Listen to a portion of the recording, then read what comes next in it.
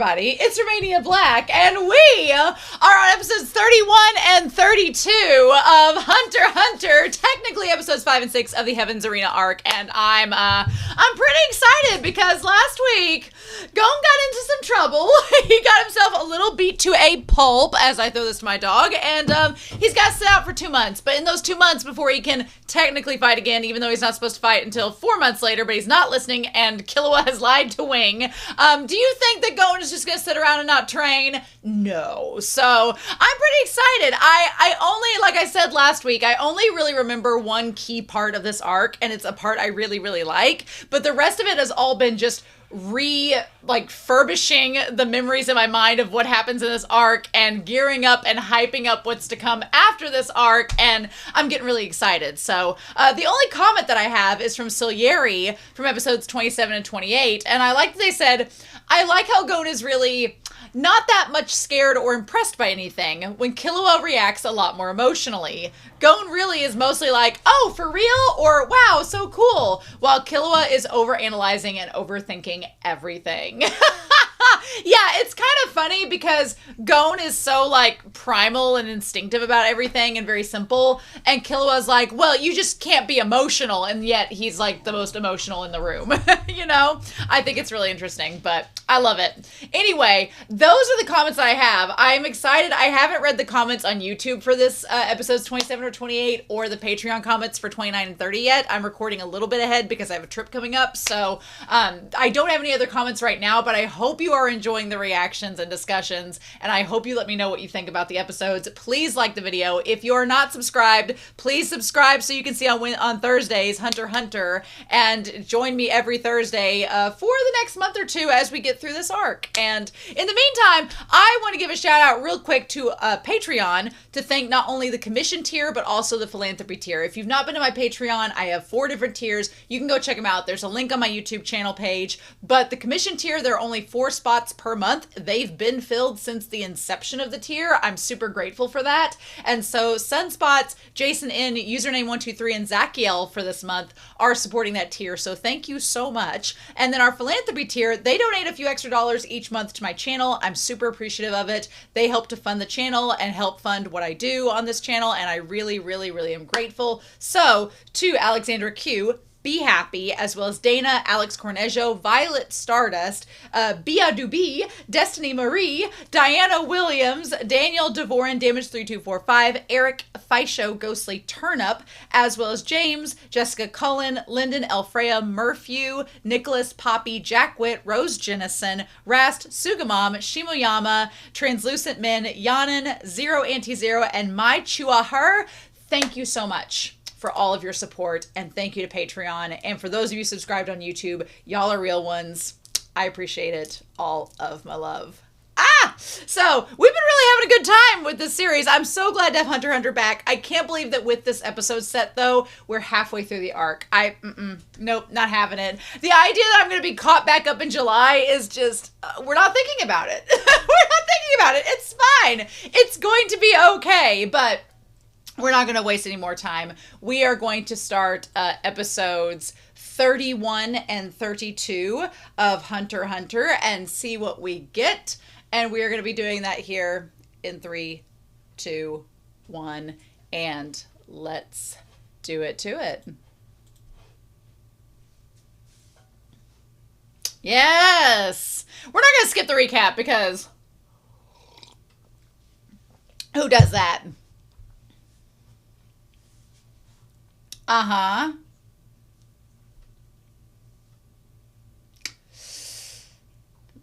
I feel like they're like, we need to go back over this because you need to know.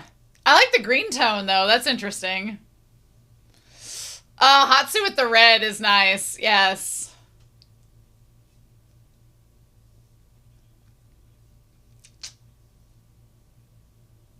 Uh-huh. Just so you're aware. Just so you know. Da na na na na na na na na na na na na na na. Do do do do do. The lyrics are just a little differing. Departure, version 2, Electric Boogaloo. Do, do, do, do, do. Like, just what precocious little boys. Ah, frickin' Leorio in the middle of Belle's castle. You can try again. Ah, Wing! You just go away! I feel like that's so intentional. Every time they're like, it's Hisoka, let him go away. Do do do do do do do do da da da da da da da do do. You can try. I like they say you can try, like, you know, not just, but can. Like, I mean, you can try. Don't know if you're gonna succeed, but you can try. All right. Yeah, old Wing's getting a little excited over there.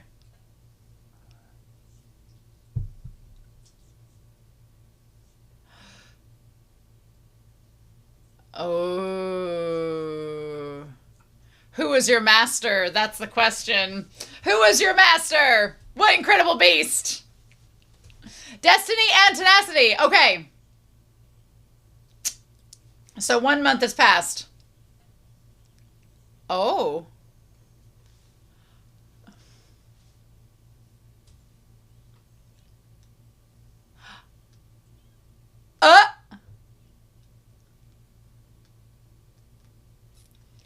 Yeah, about that. I mean, kids sure are springy.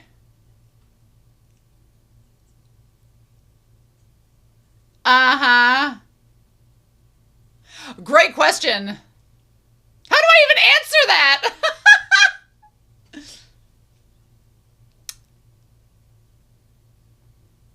I love them both wearing black. Not just any tickets. Oh, is it like the gleam in his eye? Are they on a date? A kid date? Oh. Oh my god, Gon, those are Goku level of plates. Oh. Ooh, so he needs 2 more wins to advance. Oh, forfeits?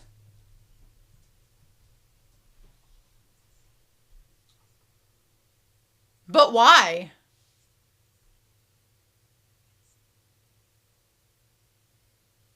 Okay.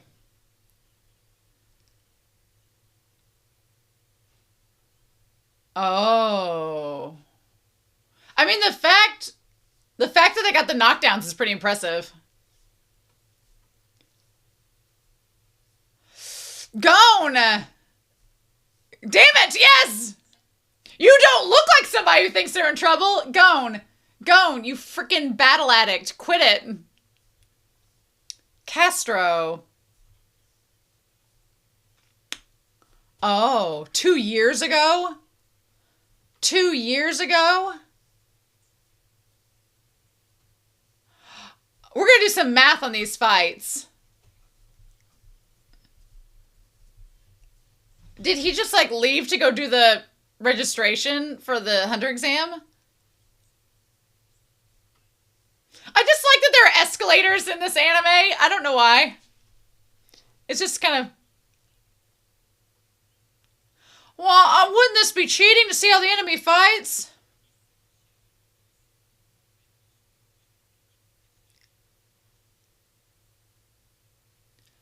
Well, yeah.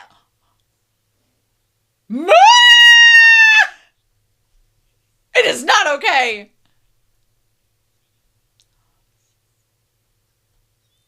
Mr. Wing.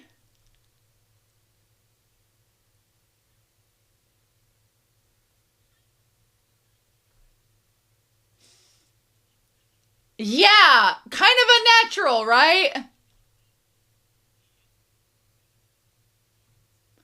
Oh, eh.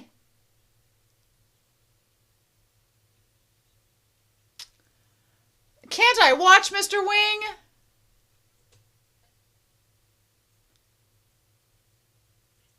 His shirt untucked. Want to sneak in?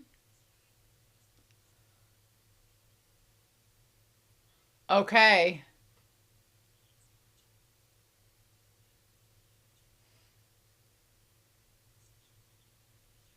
Ah.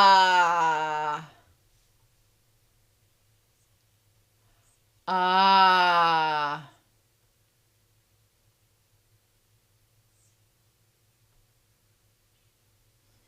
Aw. This won't do. Jeez. He's a child, y'all! Coco, huh?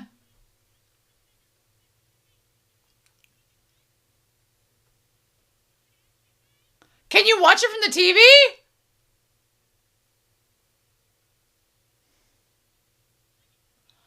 Ah. What a good kid. Hmm. Uh-huh. I feel like it does something too. Because it's tied in awfully a funny little way. It'd be hard for a kid to resist. Yeah. It's hard. Oh my god, Gone! That's almost terrifying.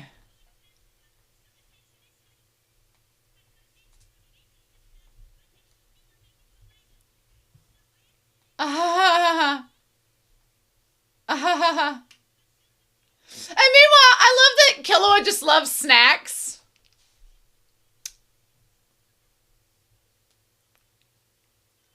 Oh, one went away. Wow, and his only loss was Hisoka. Oh, wow. Hello, sir. Hello, Castro. He's like the opposite of Illumi. Yeah, right? I did too. He looks like Killua's cousin.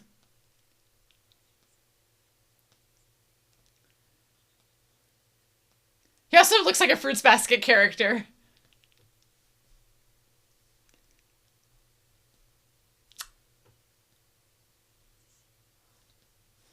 That's right. That's right.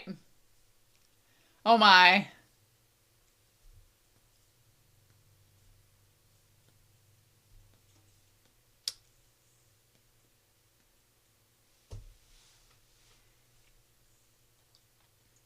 Uh. Oh shit. What? Sir.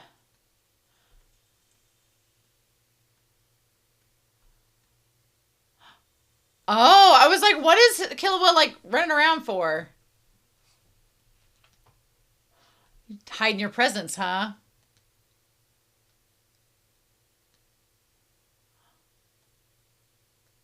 I mean, yellow's a choice. Oh.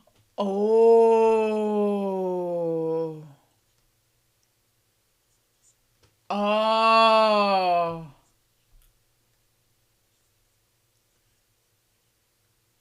Wow. He also looks like a villain from a 1990s anime. I mean, this is from the 90s originally, so that makes sense. But like from like Sailor Moon or something. But it's married to Sailor Moon's mangaka, so that makes sense.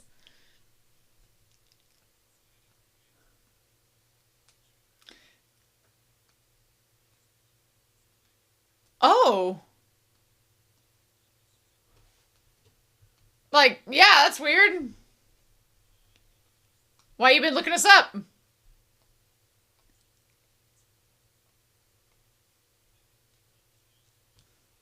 Don't be asking a kid if they like what they see.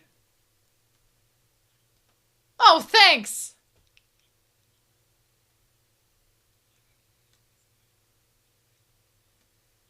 Oh.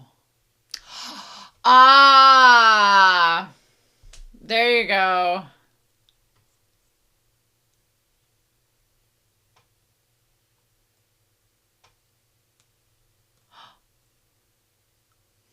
Of course not.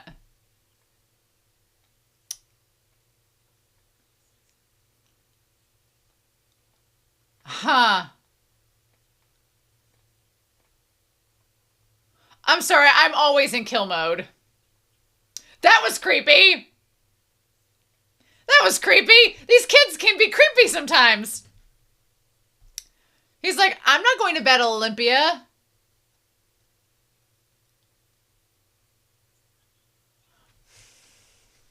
Huh.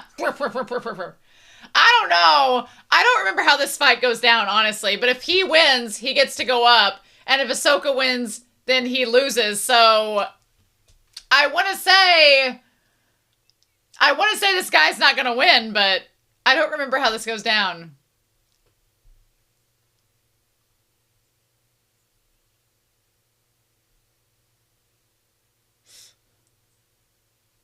Ooh!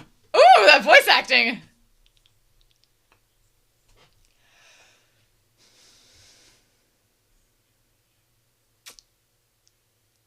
Uh-huh. Why would you run straight at him? Oh! Akira? Did Hisoka just do an Akira slide?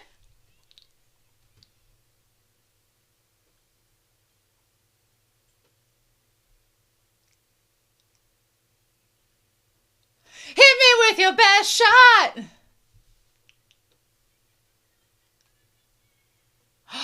Oh. Did you just wreck the face card?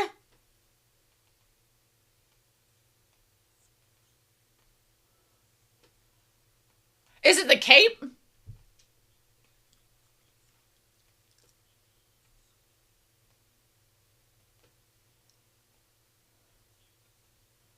Oh. Ha! Ha! When I deem it necessary! Oh my god!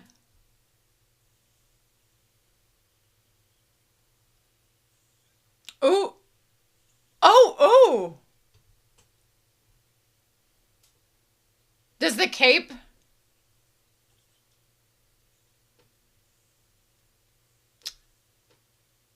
Or is he focusing like all the nin into his hands maybe to make like an illusion?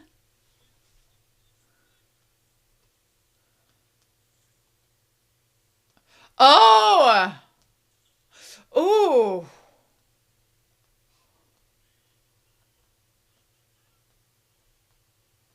Oh.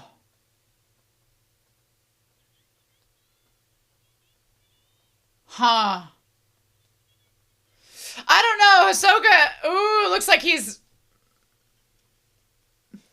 So what happens if you kill somebody in the arena? How does that work? We've not seen that happen.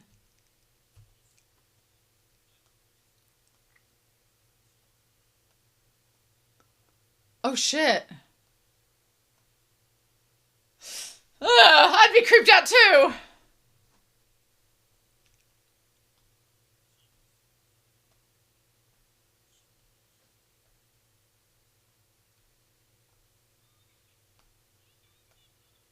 Oh.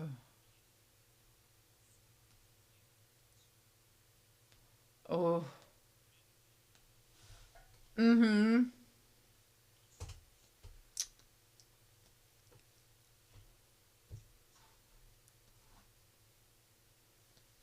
So...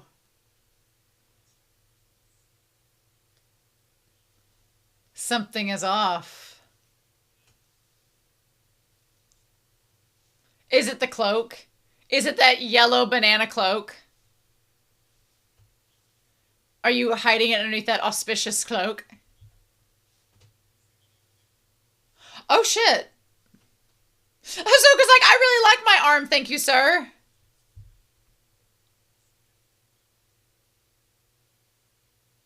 Ooh.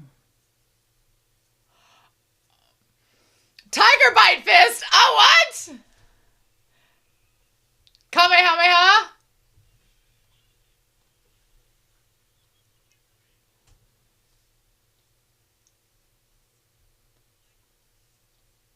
Oh. Is that well known? Or has he? And he's not letting on. Well, we know that's not going to happen.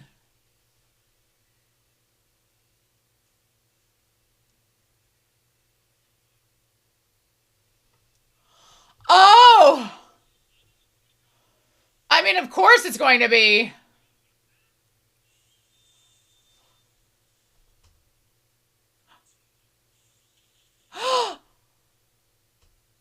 Oh.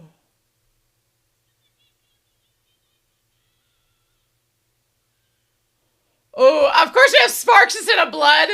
Of course, for the censorship. I'm sure the manga's gonna be bloody.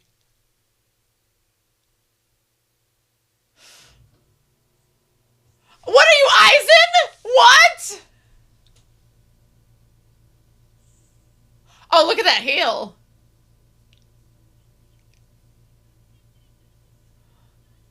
Oh, he caught his own arm!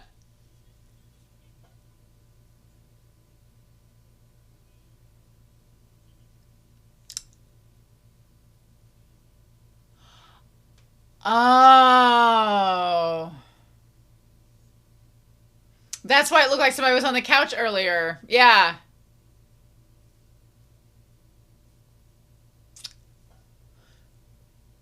Mm-hmm. Mm-hmm. Hey, it gets lonely in the 200s. Right, yeah. Uh-huh. Hisoka just standing there holding his own arm is crazy.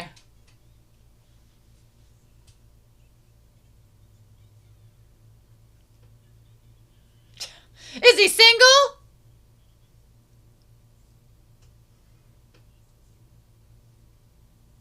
What is this, Twin Peaks?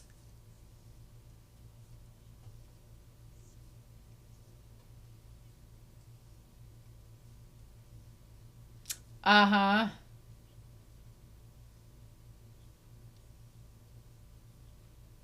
Uh-huh.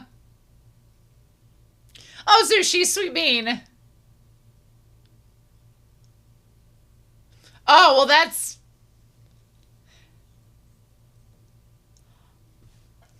Come on, Twin Peaks. Ah.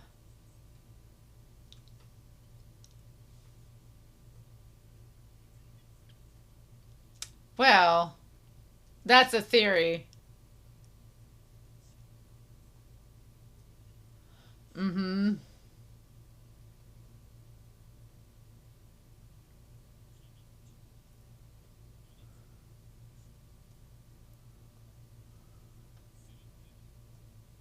Ooh. So,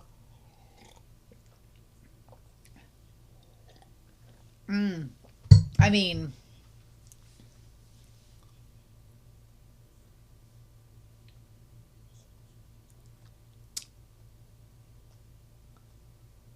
ah.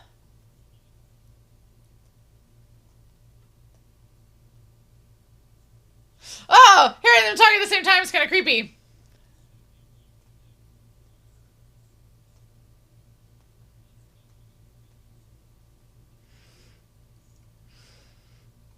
That makes sense.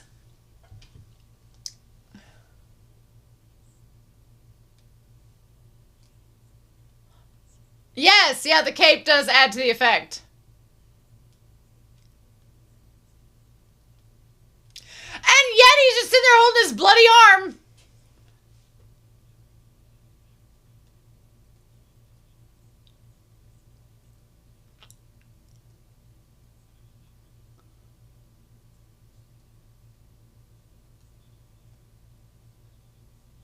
Well, about that.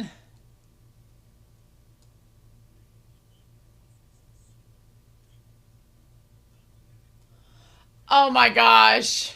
Ah! Is no one gonna comment on the fact he's just holding his arm? He's gonna slap him with his own hand.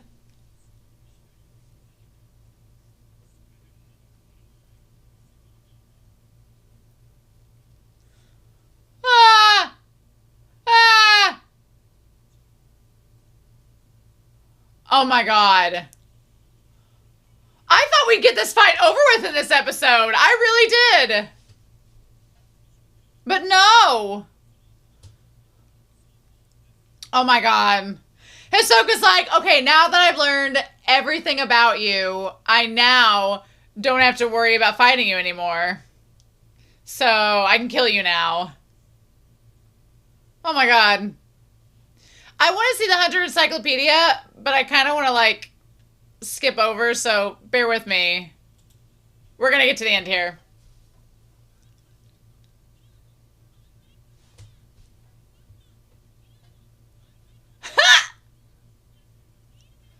Oh, Revel! We haven't even met. Why not introduce the other guy? What? Whip, what? Sir! I'm like, wait a second. Of course, oh, hold on. They're going to want us to skip the recap. We're not going to do that. But why didn't they do the Hunterpedia about the one guy that's in the ring? The one dude. Whatever his name is. Castro.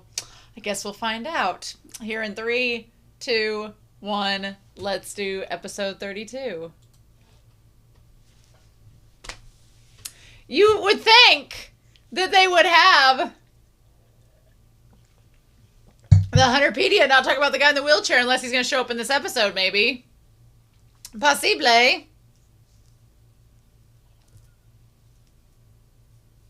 Yeah, Killua tried to use Zetsu, and it worked a little bit, but we got some things to talk about. Yes, I love Wing. He's so great. Uh-huh. So, if we had Ten, Zetsu, Rin, and Hatsu, and they were each supposed to represent one of our 4 of our troop here, we would probably assume... I would assume that Killua would be Zetsu and hiding his presence as an assassin. And because he's so cautious. I would say that Tin on the defense would probably be Leorio. And Rin would probably be maybe Kurapika. And then Hatsu, which is the action, would be Gon. Maybe. Away! Get out of here! Oh my god.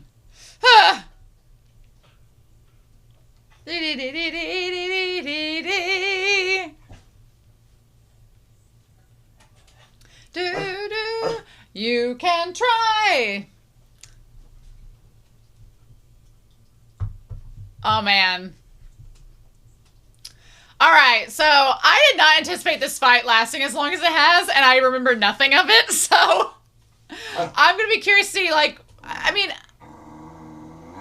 I know who wins, but I'm curious because this guy has to, like, well, he can lose 2 more times, so he could lose and be okay. But Hisoka has everything to lose if he loses this.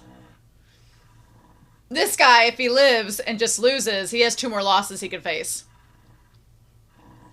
Uh-huh. So, a surprising win! Is the surprising win Hisoka's? Let's find out. Is he juggling his own hand? Oh my god, what? What? Also, he does, like, with his stomach there, he looks like a doll. Creepy. His waist makes him look like a doll. I'm sorry, what? He's a magician, so... I mean, Hisoka is a magician. Powers of clairvoyance, what does that have to do with your arm?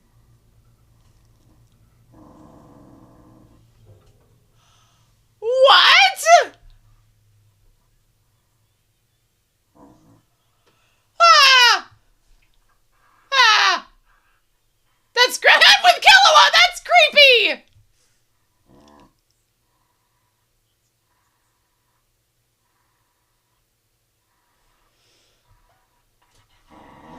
Oh.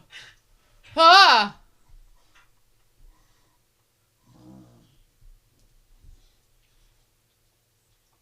Oh my god, this is a magic trick. This is a very standard magic trick.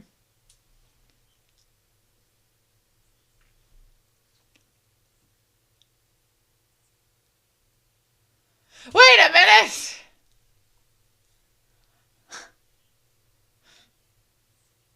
Quit trying to make girl math a thing.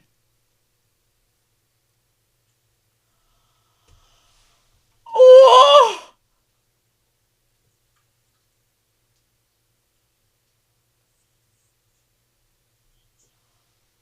Oh, bitch! What?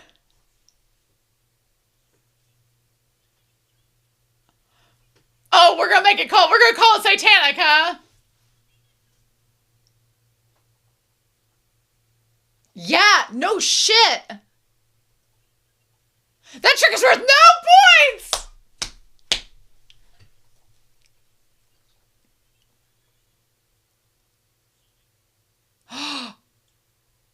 Oh.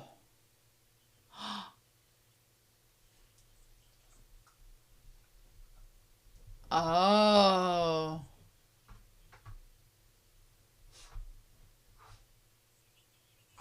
What the fudge? What?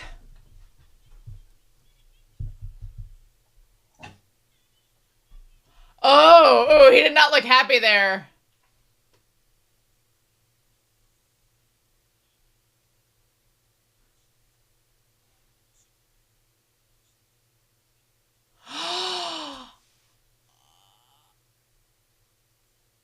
Oh. Oh, what? What? What? I'm with that guy.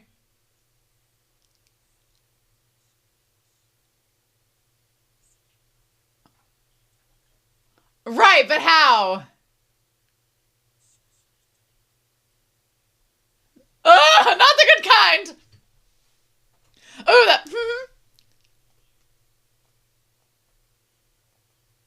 How does Hisoka end up fighting the people that look like they should be in BLs?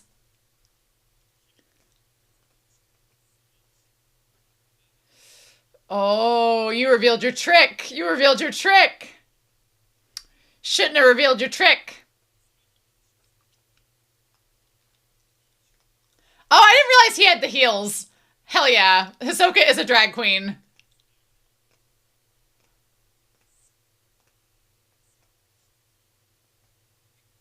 Oof.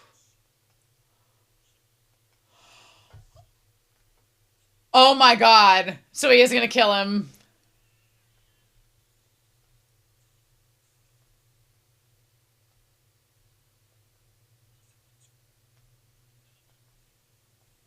Oh. Oh.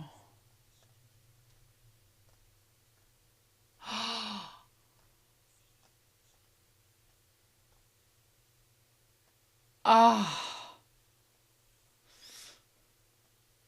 Oh shit. Oh my gosh, what?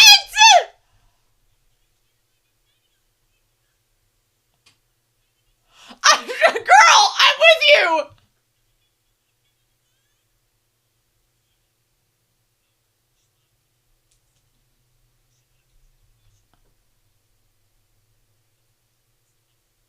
Oh my god.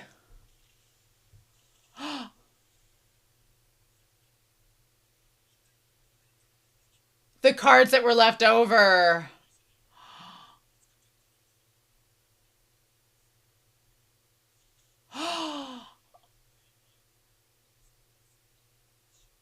Oh. Oh. That damn Spanish guitar.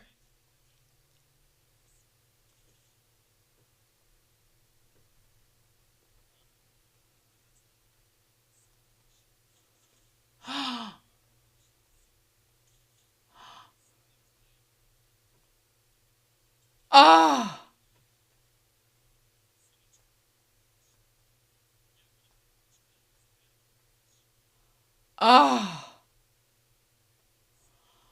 Ran out of RAM. Oh my gosh. What? How did you learn these terms, Hisoka?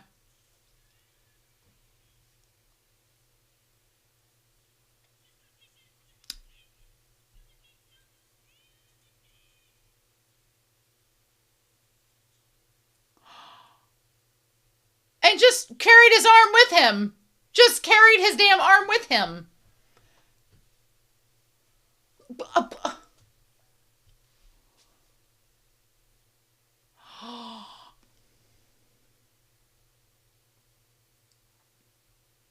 Looking a lot like Videl over there.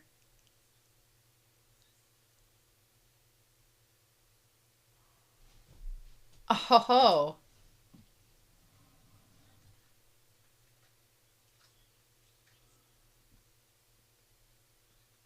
Ha!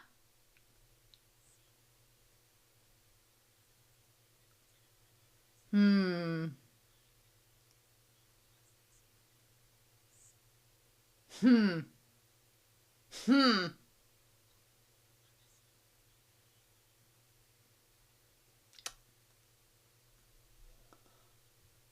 Oh, bitchin' with the nin needles. And the thread. I mean, he really should have died from blood loss by now, girl.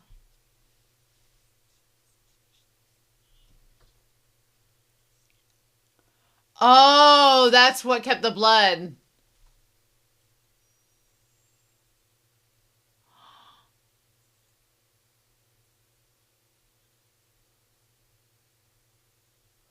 He's like a doll. That's so crazy.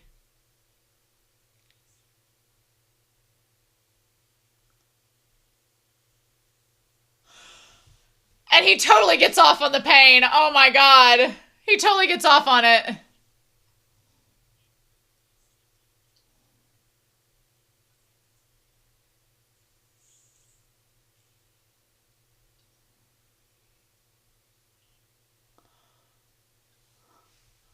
What?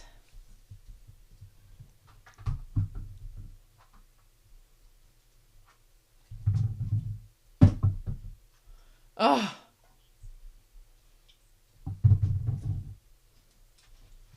It was a bit sensual there.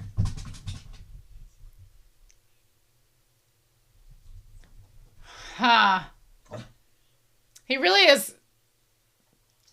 He's horny for abilities. It's like being sapiosexual, but not for the intellect. He's like, can I Venmo you?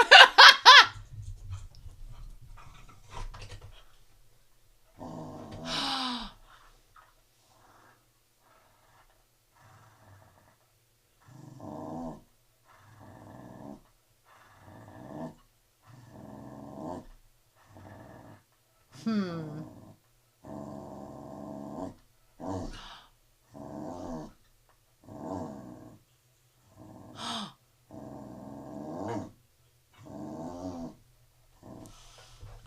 Oh! Oh!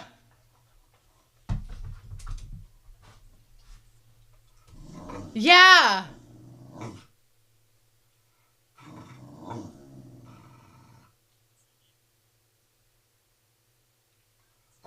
Bungee gum. Elastic love. Okay.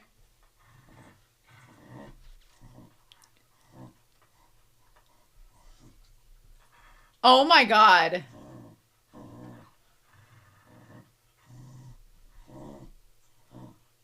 Oh my god. I don't need to know that. Texture surprise.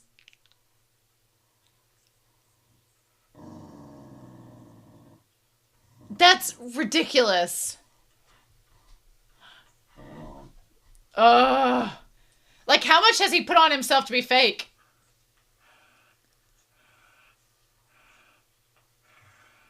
He's like a kid. As I said, I didn't need to know that.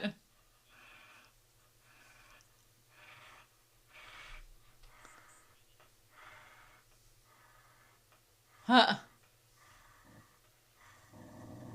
Well, yes. Uh-huh. That you're gonna use his weapons later.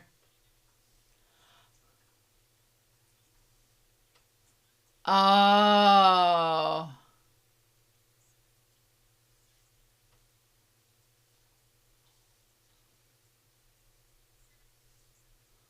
Huh. And they didn't pick up on it?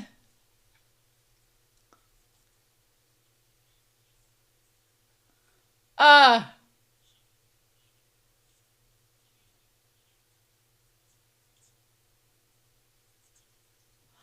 Ah.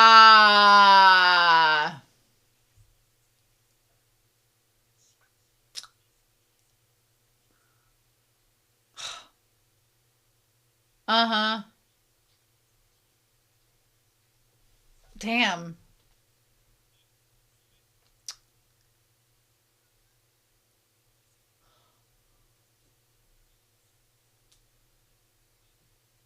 Uh-huh.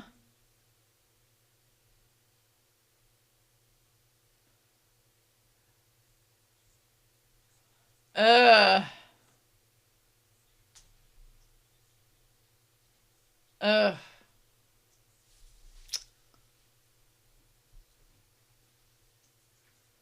Hmm.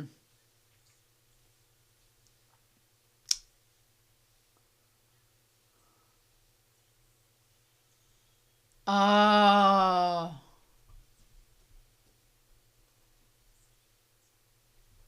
Oh my God. Hmm.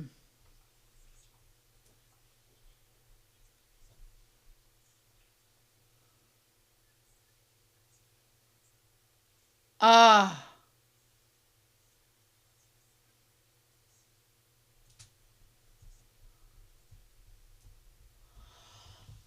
Oh.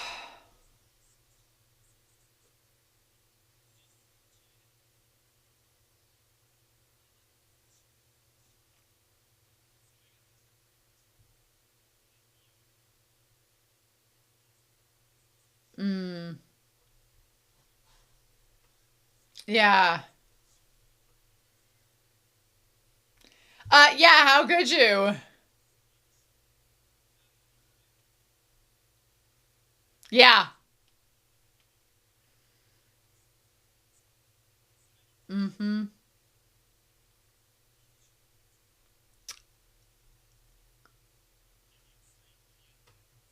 Wild. Absolutely wild. That's crazy. Uh,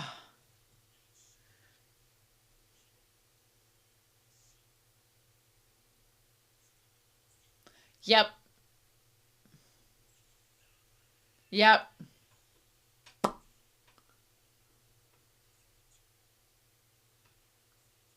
Uh-huh.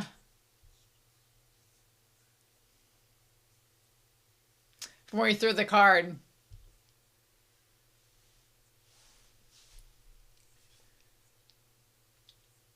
Mm-hmm. He did not stay composed, and you took advantage of it. Oh. Yep.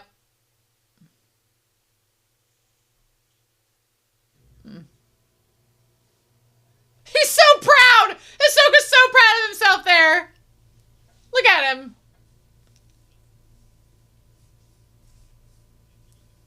Uh-huh. Oh.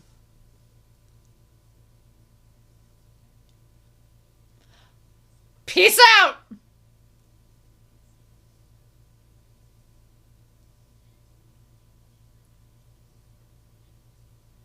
Ah.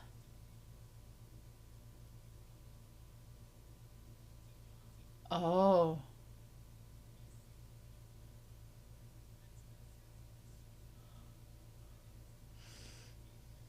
Mmm.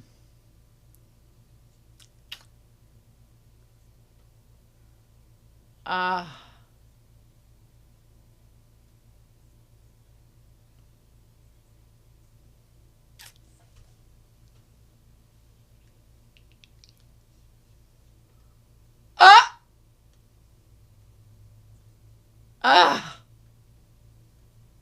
Huh.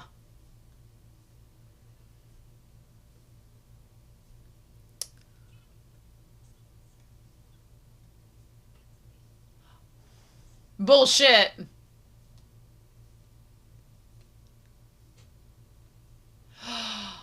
Oh, Killua.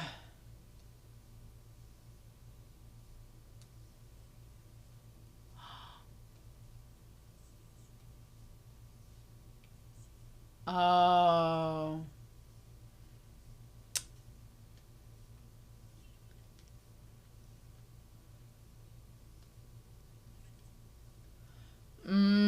Okay. All right. Aw, Gone's like, sure, friend.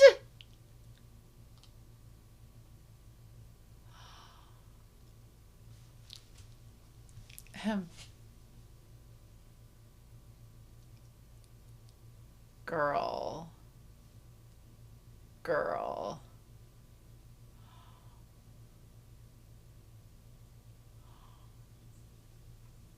Oh. Oh.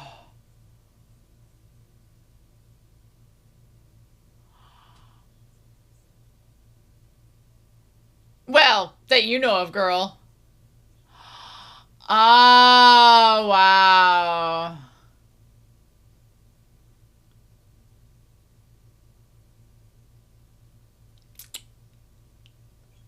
Uh-huh. Oh, wow. It's got like Barbie feet.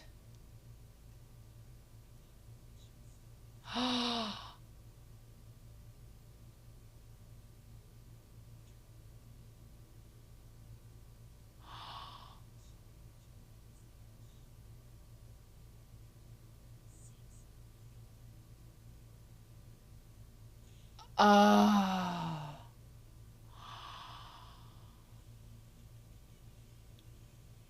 Oh my gosh. Ah! Ah!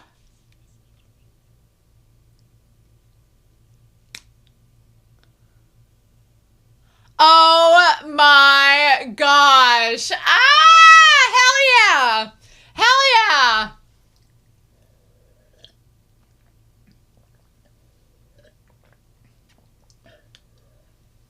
Yes. Oh, Chagashi. Ah.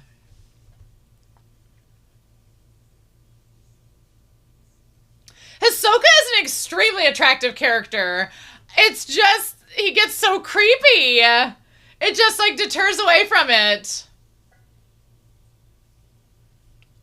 Oh, girl. Yep. I remember her. I don't remember her name. We don't know it yet. Mm-hmm. Interesting indeed. That guy always reminded me of Kurapika, and I was like, what? Oh my god.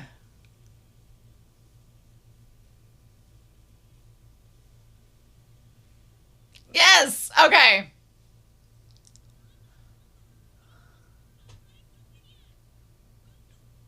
I guess the other guy maybe isn't worth knowing. Oh, good.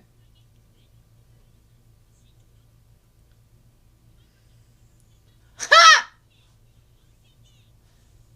Aww, aww, aww. I mean, oh, what an episode set. Okay.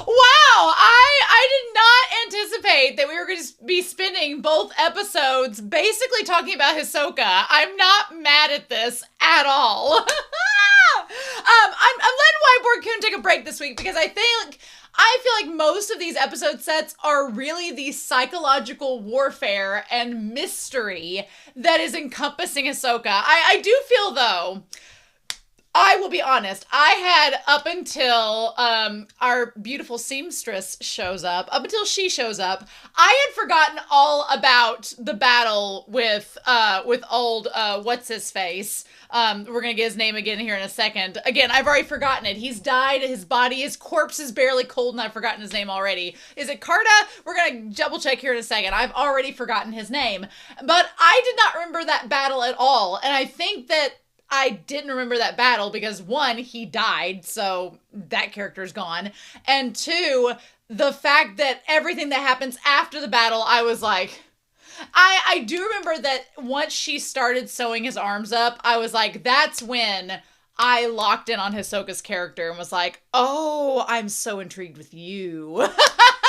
And now, having watched it back years later, I'm like, oh God, we're going to talk about Hisoka and our old seamstress girl. I don't know her name. Please don't tell me. We'll find out because she's got to come back at some point because she's supposed to be meeting up with Hisoka soon at August 30th. So in York New City, conveniently similar to the same time or around the same time that Gon and Killua are to be meeting up with Kurapika and Leorio. So funny how that's all going to be coming together. But anyway, we need to talk about this episode set because there's quite a little bit to talk about in terms of what all goes on. But you know what? Wing and Hisoka being both infatuated with Gon here in 3, 2, 1. Gon is a magnetic personality, and there's something about him that draws people to him. Gon is his father's son. So Jing attracted people to him as well. Like we saw that with Satotes. We've seen that with Kite in the manga. We've seen that throughout that people are just magnetized towards Gon's dad. So are we surprised that Gon is the same way? Now, there's some things brought up in this episode set that I'm like, that's weird. We should probably need to put a pin in that. Save that in ye old brain. But like, one question that does remain is Wing is talking about his master. Now, we don't know who Wing's master is. Is Wing's master Ging? Is it Netero? Is it someone else? I don't know. I could kind of see Netero being Wing's master. I could see that. I could see it. But we don't know. But he's like, I may have awakened a beast. If it makes you feel better, Wing, I think that the beast that is Gon was awakened long ago. By the Hunter exam especially. I think that Illumi is really the one that awakened Gon, if we want to be real with it. But yeah. So this episode is called Destiny and Tenacity. Funny that.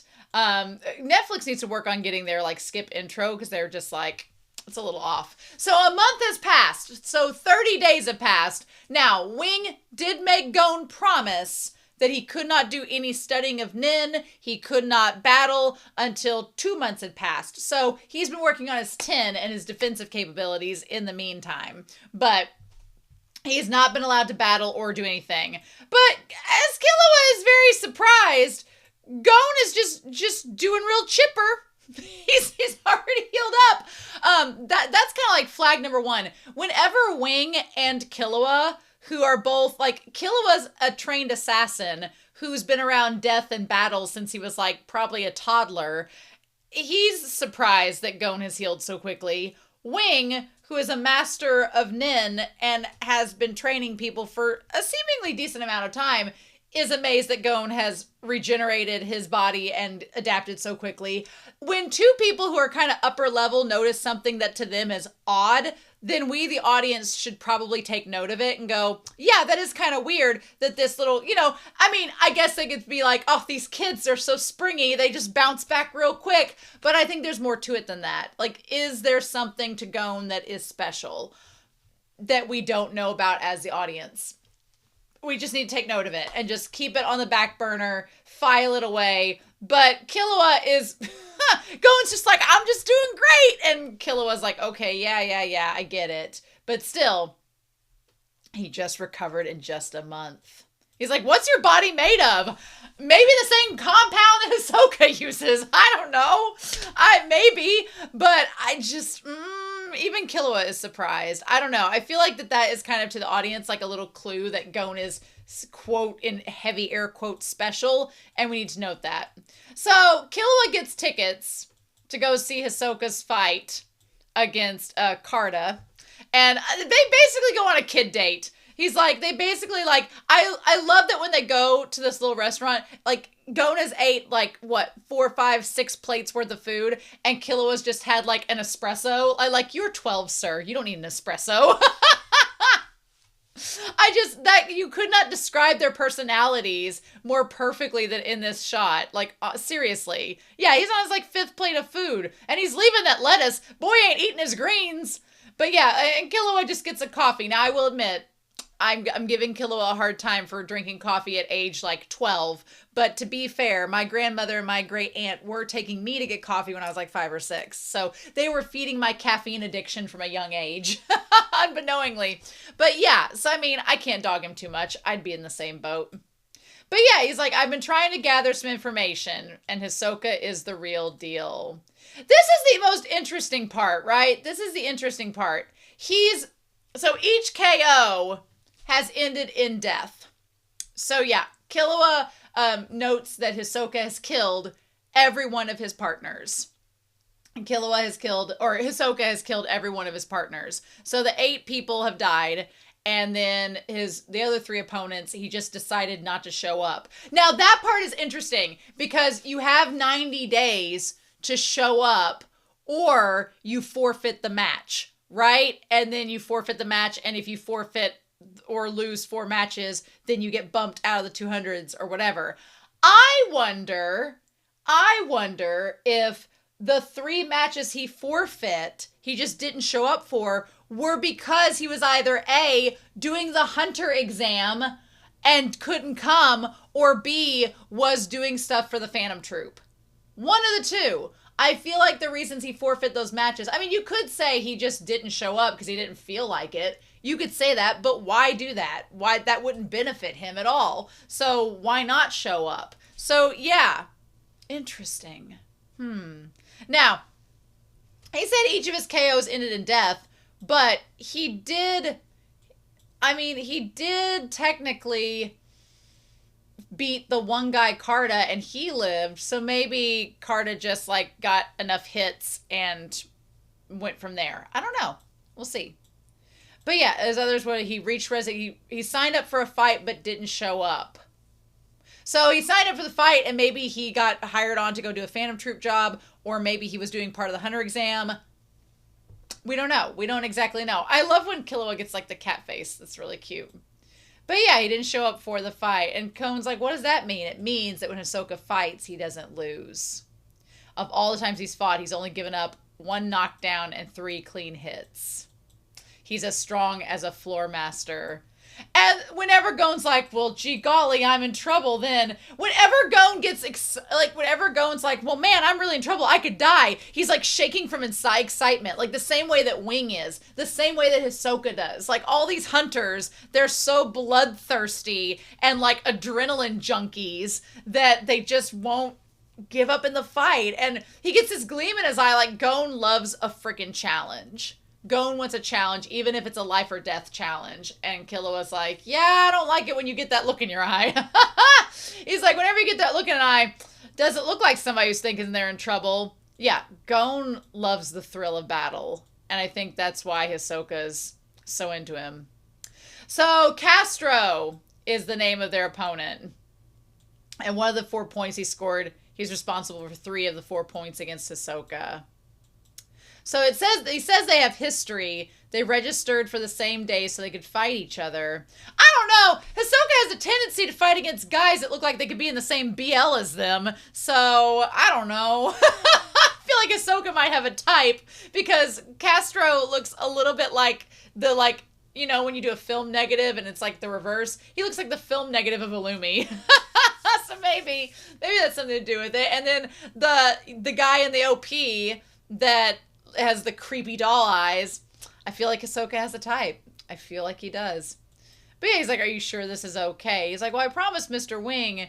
And then I love that he's like, that you would not study or training in Nin for 2 months or participate in any battle. And I love as they're coming up the escalator that Killua's like, we're just watching a match. It's not like we're studying. It's not like it's research. It's entertainment. I love the foreshadowing as they're coming up the escalator, and then you just see Wing being like, no, it is not okay.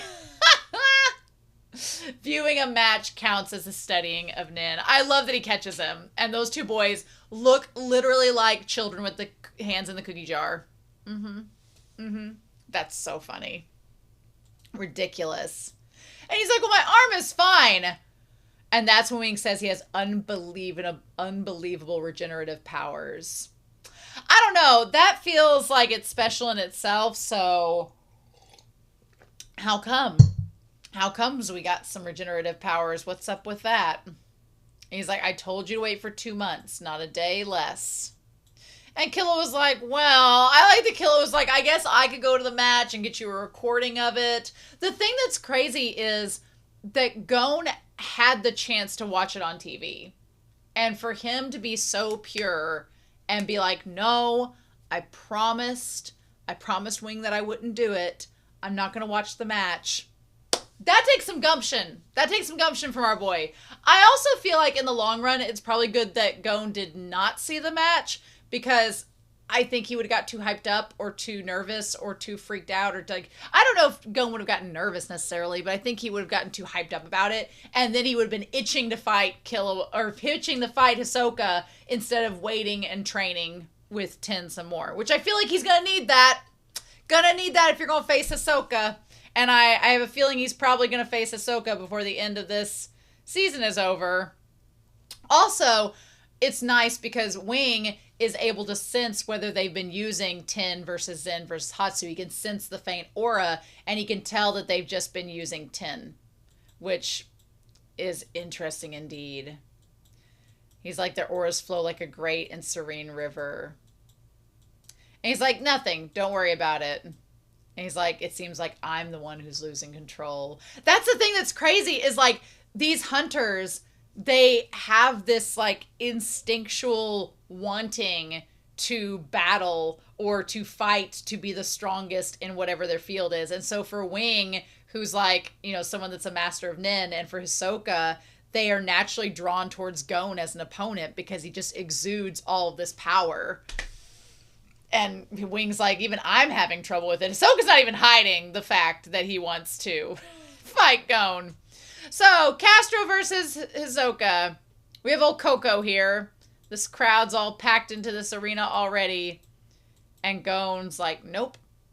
I wondered if there was anything to the Pinky Promise. I don't remember if there was anything to the Pinky Promise, like, tie, but... or if he just did so many loops so that it wouldn't come off. But I feel like there's something spiritually with that. But we don't find out what that is at the moment. But yeah, Gon's like, I'm just going to sit here and meditate. He's like, it's really hard not to want to fight. But I like that he does the same thing that Hisoka did last episode set. Hisoka was grabbing his arm to keep himself steadied, and Gon is grabbing his hand to do the exact same thing. That is... There's other things about Hisoka in this episode set that tie him to Gon in a way, and I want to talk about it, but we're not there yet. So that's still so wild though, right? Anyway, so the only reason I would have gotten Whiteboard Kun out is to do the math on this. The math about, we're going to use this piece of paper, the math about the matches. So he faced... Let's see, Hisoka's record is 8-3, and then Castro's record is 9-1. The only loss he's had was with Hisoka, and that was 2 years ago. So 2 years ago was that first loss from Castro, and also Hisoka's win. Now, we don't know if that was Hisoka's very first win, but it seems like they signed up on the same day 2 years ago. So if you think about it, there's been 7 matches, or how many others? There's been 11 total matches, 10 matches since then. So if every 90 days, you got 90 days to do a match, which is essentially 3 months. So he's had 10 matches since then. He could have gone up to 30 months without, like, he could have done his if he did his battles like every 90 days, then that would have been 30 months, or like 2.5 years since then. Since it's only been 2 years, he's done a couple matches within the 90 days. So yeah, that about checks out. I mean, make it a math problem. But yeah, so that would check out. But the fact that they, like, Castro spent 2 years building up his nin to being able to fight Hisoka and it go the way that it goes, womp womp. Also, fun little tidbit, Killua loves his snack foods. Killua loves his snacks. We see he used all of his Heaven's Arena money from last time to buy snacks, and this time he's just sitting there just getting them peanuts away. Or pistachios. Maybe they were pistachios. I don't know. So, Wing and Zushi are watching. Also, I love that White Borkun in the background. Got our boy. He's there. Will he be able to avenge his loss? No. I wanted to say that old Castro here, he does not look like a Yu Yu Hakusho character. Not at all. He looks like a member of Queen Beryl's troop of the Negaforce. Which, again, it hit me during the reaction. I'm like, oh, he's married to Sailor Moon's mangaka, so he very much could be inspired by her work. So that's nice. He does definitely, he looks like Nephrite. Isn't that right? Is it Nephrite? Mm-hmm. So it's not Zoisite. Or Malachite. Maybe it's Malachite that he looks like. And I'm with Killua. I was expecting Castro to be this big, hunking, like, beefy man. Not the opposite Nabiel. So, also, that gaudy yellow banana poncho. No, you couldn't have gone with a green or a blue. You had to go with yellow. Banana man. So, yeah. And so, Killua is all about, can you back it up? Killua, whenever he sees a strong person, he's like, okay, show me your moves. Show me what you got. So, he goes to see Castro firsthand. I like that he uses the pistachio to distract the guard. That was great. And then, yeah, I also absolutely love the fact that the man that Castro sensed Killua coming on the floor and instantly readied himself, left the door creaked open to lure him in so then he could get around him using the double. That was so brilliant. I loved that. It was great because Killua, it's good to have the realization that even though Killua is a assassin in training, even though he is very talented, even though he's a prodigy, even though he's all these things, at the end of the day, he is still a 12-year-old kid. And he does still make mistakes. And he's still learning. And I'm glad that this show doesn't make Killua or Gon kind of OP at this point. They're still kind of learning as they go. And so you can tell that Killua was kind of shaken by Castro, by his ability to use Nin and create the doubles, and by his mastery of it and the way he was able to get the like jump on Killua. You can tell he's kind of shaken up about it. He's like, I don't know what to do about this. So that's so interesting to me. And yeah, and then Killua was like, oh, I came to get your autograph. And he's like, did you really? I'm flattered, but did you really? When an aura as strong as yours suddenly disappears, it puts me on edge. I'm like that Castro, he gives him a little hint, a little bit of advice. He's like, hey, I might fight you someday. Foreshadowing, no. But if I do, just know, kind of keep your aura in check. You got a big one, and you don't want to be tipping off your opponents. I feel like what he taught Killua in this episode is something Killua is going to be able to apply later on down the road, which is good. I mean, these kids need to learn, right? Yeah. Also, I like that Killua, he's for being an assassin, he's very expressive. I'm not interested in fighting. So yeah. So freaking Hisoka and Castro. Hisoka it's interesting to see, like, he has the magician motif, but he's a doll. Like, he's just basically a rag doll at this point. Like, the way his arms get sewn together and his waist looks like the bead waist of, like, a doll that you can pose, like, when you're sketching. And then if you think about it, it's so interesting. It's like, can we make him and Illumi like the robot and the doll? Because Illumi is like, I'm a robot. I don't have feelings. I don't have friends. And Illumi's like a rag doll. Can we have the robot and the doll? I want that. Does it imply you're stronger now? Hisoka's voice actor is also Oikawa. in Haikyuu, and I freaking love his voice as Oikawa. I could listen to this man. I know Hisoka's creepy, and he's villainous, and he's cruel, but I could listen to his voice actor, like, half whisper everything he says all day long. So yeah, so the fight begins, and right out the gate, our boy Castro comes out swinging and manages to hit Hisoka. And Killua is like, how did this happen? Also, give me your best shot, Hisoka. Never tell Hisoka that. Do not tell him that. Why would you tell him that? That's a bad idea. Don't egg this man on. Yeah, he surrendered the first point. It's interesting that his waist looks like a doll's there, but then when he's in the shower, he's got like an 8-pack. Show, but maybe he's using the gum to like make his body kind of like Buggy the Clowns from One Piece. Maybe he's doing that with his body using the bungee gum. We're going to talk about the bungee gum. We're going to talk about that here in a little bit. But maybe he surrendered the first point. This is what makes Hisoka kind of dangerous.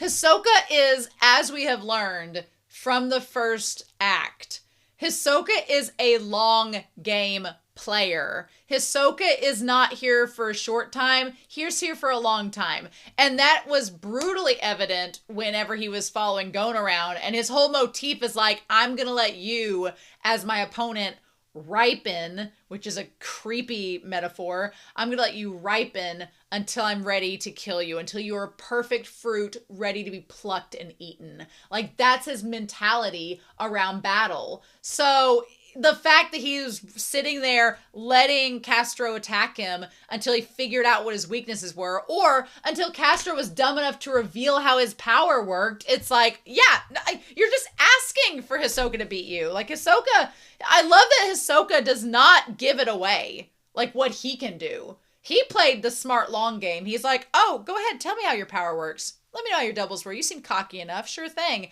But he doesn't tell anybody but our seamstress later on how the trick worked, because he knew it wouldn't affect. She's not going to fight him, so he doesn't care to tell her. It's nice to tell somebody the trick, you know? But yeah, he's not going to reveal the magic trick in front of everyone. Crazy.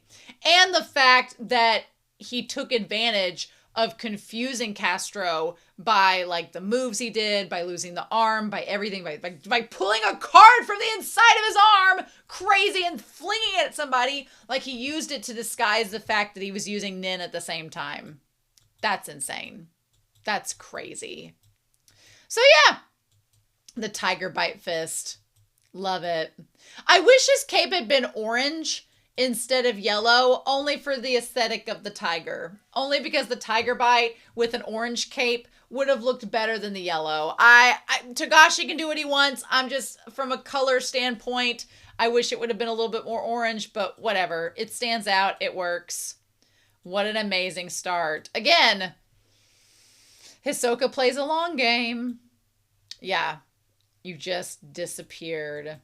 So basically, Hisoka hung around long enough to figure out what the game was, took an educated guess, and then it's like Castro took the bait. Hisoka's like, did you have a doppelganger? And Castro's like, gasp, you figured it out. I'm like, don't reveal that to Hisoka. Hisoka's a magician. Every magician knows that your trick is only as good as if you don't reveal it and everybody believes it. He'd made a magician's mistake, Castro. So the tiger bite fist, where he's like, I'm going to take your arm. I imagine that in the manga, it ain't sparkly fireflies coming from that arm. I imagine it's bleeding. And I hadn't thought about it until he gets to the seamstress, but he was using probably tin to keep the blood from gushing out. Because you don't ever see any blood except for this part right here, which they've censored it heavily. But I'm assuming that they just made it to where you wouldn't be able to see the blood, and he used tin to stop the bleeding for the moment. But yeah, and then he's like, it's all just part of the plan. I'm like, are you and Aizen related, sir? That's what makes Hisoka dangerous, is that if you can't be cocky around Hisoka. And I think that's one thing that helps Gon in terms of being an opponent to him. I think what helps Gon is the fact that Gon is so innocent and pure, but Gon doesn't get cocky. Gon would never be one to be like, oh, I got this. He would just be battling for the sake of battling. And I think that's why Hisoka likes him so much. There's not that cockiness there. So then he figures out the whole thing with a double. And I think Castro only truly reveals it because he believes he has the advantage in this moment. Because, I mean, he severed his arm. What could he do? It's not like he's going to throw it at you or something or smack you with it. But yeah, that's kind of what he does. And he gets Castro. He lulls Castro into a false sense of security so that he'll reveal his strategy. And Hisoka's just sitting there like a cat ready to eat the canary, being like, oh, you're such an idiot for revealing this to me. And Wing does not seem, I mean, in fairness, Killua is impressed by Castro's technique because Killua's a kid and he's new to Nin. So I would imagine from Killua's perspective, this would be a pretty bitchin' move to learn for yourself. You're an assassin. He already has the step movements that let him make it look like there are doubles of himself or duplicates. I'd imagine using this technique would be really advantageous to Killua. However, Hisoka does point out that it has a lot of disadvantages. You've got to be super focused. There's room for error. If you don't focus on copying every little thing, your opponent might notice it. It does seem like it has a lot of risk. And I don't know, Killua's not really one for risk. He's kind of overanalyzing and chooses things that are going to be advantageous rather than risky. But Wing does not seem, surprised at all. He's like, oh, it's a double. It's a doppelganger. I did think of Twin Peaks with Doppelganger. If you've not seen Twin Peaks, you should go watch it, especially the first season. Go do it. Yeah, everything about the explanation of the doppelganger, I was like, man, it's getting real Dale Cooper up in here. But yeah, so he's like, it's only a theory. Mastering the ability is done through intense training, which, to be fair, Castro has had 2 years to intensely train. And if he was already decent at Nin, then it probably helped him get, geared up to use the doppelganger. He's like, something doesn't feel quite right. I sensed your presence beside me. You duplicated yourself before disappearing. Again, never reveal your magic trick in the middle of the act. Never do that. And Killua realizes that the cape helped to hide. He's like, my double is no mere illusion. So he's like, you have to fight both of me at once. And here's the thing. Once Hisoka, once he's found out that this is the peak of what Castro can do, once he's figured out the twist and seen Castro at his peak, he's like, okay, cool. Well, I've seen you now. The fruit is ripened. You're as ripe as you're going to be. Now it's time to go. That's literally what that face is. That face is I figured out your game, and I don't think you got anything else to offer, so let's just get this done with, shall we?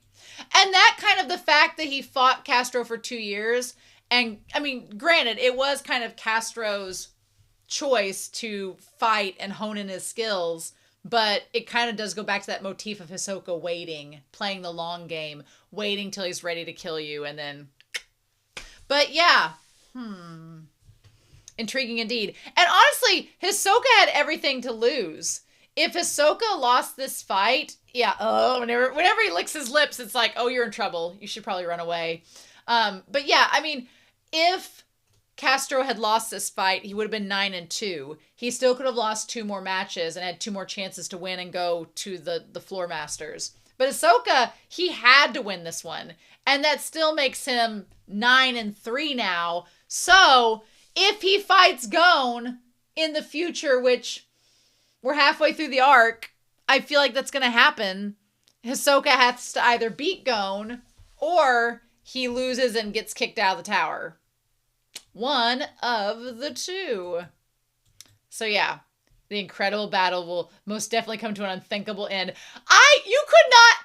Again, as this was going on, I was like, I don't remember this battle. Why don't I remember this battle? Somehow my mind had blocked out the insanity of what happens in episode 32, but I was like, I don't recall this. I think I was so engaged in what happens after the battle that took precedence. So then I was surprised we didn't get Castro in this Hunterpedia. Instead, we get Rayvelt. I'm assuming Rayvelt we're going to fight. Either Gon or Killua will fight in one of the future episodes. Maybe episode 33 or 34. He has fights with 2 whips. And he's like, but we don't know the reason for that. There's probably a secret behind them. And they're just like, whip. It's like these 2 boys. They are ridiculous. Absolutely ridiculous. So, let's skip the intro and get into this. A surprising win. The surprising win is that Hisoka pulled it off, because at the end of last episode, it seemed like Castro was going to be the one winning. I can't get over he's just sitting there twirling his severed arm on his hand. Sir. And the fact that I also feel like him twirling the severed arm, because if you look, you can kind of see the tin around him. I feel like twirling the severed arm is also distracting someone from noticing the nin that is connecting his other arm to whatever and all that. I feel as if it's a part of a distraction so that you won't notice. Yeah, what a shot. Also, are those rings around his arms, are those the bungee gum too, holding his arms together? When it was revealed that he's been using these tissues and making them look like flesh and sticking them to his body to hide the scars and hide the fact that he's been severed so many times, I want to see what his body looks like without the texture surprise. Texture surprise sounds like a Great British Baking Show dish. Texture surprise sounds like something you get at your great aunt's family reunion. Texture surprise sounds like something grandma made for Christmas that was a mistake, but we're calling it texture surprise to make it sound better than it actually is. I want to see Hisoka's body without all the texture surprise. And how many scars are there? How many different, does he look like Sally, the doll from Nightmare Before Christmas? I want to know. Greater minds need to know. So, interesting. I love that little squint. That's such he looks like a villain in a BL. He's just he looks like a 90s BL villain. I've read enough 90s yaoi to see that this man looks like he needs a wine glass, a hairless cat, and a beard, and he will be a 90s BL villain. He looks like he'd be from the manga fake, honestly. So yeah, he covered the right arm up with the scarf that ends up becoming the texture surprise. I feel like you have to say it in a certain way. Also, sir, I don't know if you're using the word clairvoyance right. I don't know if that translation is accurate. But yeah, this part was amazing, where he just throws the arm up in the air, reveals the cards, which is such a great shot there. Hisoka's gonna have to be on the thumbnail somehow, but reveals the cards, and then he threw the arm up in the air and held it with the nin and hit it with the zetsu in the meantime. Oh my gosh, he just looks so smug. He knows you haven't figured out the trick, and he knows that he's got you in the palm of his hand. And the crazy part is the fact that he was connecting the cards to Castro to hit him at different junctures in the end. Playing the long game. Also, them damn kitten heels work. All right. And then I pick a number from these. Now, my friend, her uncle is a magician. Okay? Her uncle is a magician. And so he's done a trick just like this. And it's all has to do with whatever number you pick, it's going to end up being the same number. So let's just say 8's my lucky number. So if I picked 8 plus 4, that's what we're going with to start. And then you put that together, and then you put stuff in parentheses first. So 8 plus 4 would be 12. And then you times 2. What else is part of the equation? Minus 6. So you do your multiplication first. So 12 times 2 is going to be 24. Minus 6 is going to equal 18. So then 18 divided by 2 is going to equal 9, minus the number you picked, which is 8, is going to equal 1, which is the ace card. Ah! And I think that works for anything that you do, because of the fact of it's basically the variables of, if you notice, the numbers that you're doing are plus 4 times 2 minus 6. They're dividends of, they're factors of 2. So then when you divide it by 2 and then you minus it by the original number, it's always going to equal 1. So even if I chose, let's say 13, 13 plus 4 is 17 times 2 is 20. No, it's times 2 is going to be, that's 14, 2 is 3. Is it 30? Is it 30 times 2? Is it 34? Maybe it's 34. But anyway, minus 6 is going to be 28. Divided by 2 is 14. Minus 13 equals 1. It's always going to go back to being 1. It's a math problem. It sounds complicated and you're like, wow, that's magic, but it's literally math, the power of math. It's like me using math to talk about in this discussion is wild. But yeah, my friend's uncle was a magician. He did that trick all the time. He also did some like freaky magic, but yeah, don't let these, why is this series promoting girl math? I don't like that. Stop promoting girl math. I hate that concept. Stop it. I figured out the solution. Why couldn't you? But yeah. Stop it, show. Now this part here, where he pulls the card out of his severed arm, there is a part of Hisoka that I'm sure him and Illumi are doing some kinky shit. And I'm sure that part of it is like, Hisoka likes pain. He just likes pain. And he's a kind of a masochist. And I'm like, that's disgusting. I'm with Castro on this. When he pulls out the card, I might want to make the thumbnail him with the bloody ace card. That's pretty genius. And that's all part of it. He distracted Castro with the trick and then threw the bloody card. And I mean, I like they said it's a satanic magic trick. I'm like, when did we get religious up in Hunter x Hunter? What deities are they praying to, huh? Right? But this is genius. Hisoka threw the card at Castro to not only distract him, but to also mark which one is the authentic Castro and not the duplicate, because he'd have to think about the blood on the cape to replicate. I do like that Coco says that was worth no points and we can't get that part of our life back. He's being totally bizarre again, like he's done this shit in other matches. But yeah, he's like, go ahead, take my arm. And so the duplicate comes and he goes for the arm, but it doesn't. The other arm falls out of the ring. I do like that he has this face like, ow, that kind of did hurt, because he did lose his other arm. He just, in that moment, reattached the other arm at the same time. That could be the thumbnail too, honestly. But my dude, crazy.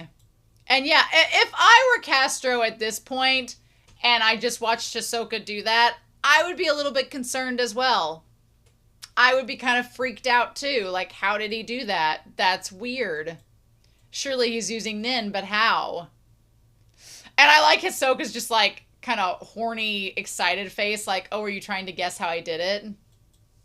And then Hisoka reveals, look, you gave away all your tricks. I'm not giving you my tricks. But now I know how to beat you. So go ahead, try. But I've already identified your double and you, so that trick's not going to work.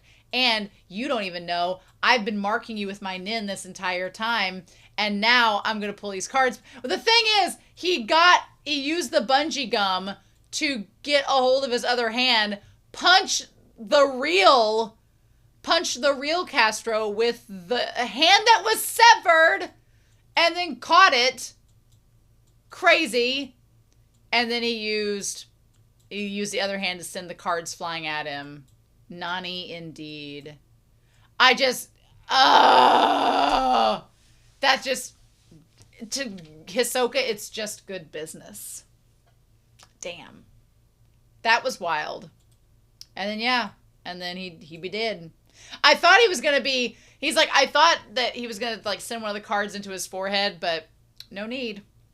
No need. And for Hisoka to use like a tech term to be like, oh, you ran out of storage space. I'm like, sir, you've been around Illumi too much. You've been around Illumi too much. They've been doing too much tech talk. Yeah, you lost because you wasted memory space. You were trying so hard to create the double that you weren't focused on other things you should have been focused on, and I took advantage of that. Deuces. Damn. I kind of feel bad for Castro because now he can't fight Killua. Can't fight him now. Won by a KO. And then I love he just grabs his arm, puts it under his hand, and just walks right away. So, yeah, I didn't remember that match at all from the first time I was watching it. But I do remember him noticing this woman showing up. She came from the Videl school of fashion from Dragon Ball Z because she has the black shorts like Videl and the oversized white shirt. She just gets a little embellished. Now, this is the woman I was talking about a few episodes ago. The receptionist had like the kind of magenta hair that was big and bushy at the top. Kind of looked a little bit like her. That's who I was referring to. I don't remember her name, but I really like her character. So yeah, he's like, oh. He's like, it's you. She's like, show me that injury. And see, she's doing this out of obligation, not only because she wants money from Hisoka, but because he's a Phantom Troop member and, you know, you take care of your own, even if you're making money out of it too. And Hisoka's like, what is it? And he's like, come on, tell me. Why do you endanger yourself this way? Okay, can we talk about this? All right, look. I am a fair shipper. I believe that all ships are valid, and there is validity to many ships. And I am a Hisoka and a Lumi shipper 100%. They are married, whatever. But if you told me that you shipped her with Hisoka, I see the vision. I really do. And I personally think he's more infatuated with her skill. Hisoka is infatuated with skill more than, I feel like Hisoka is not a sexual character. He's sexualized a lot, and especially his actions towards Gon are creepy and kind of sexualized, and they just come across as weird. But the reality of it is that Hisoka is, you know, there are sapiosexual individuals where they're attracted to knowledge. I feel like Hisoka is attracted to battle prowess. If the stronger you are and the more unique your skill set is, the more fascinating Hisoka finds you. So, do I think Hisoka is sexually attracted to her?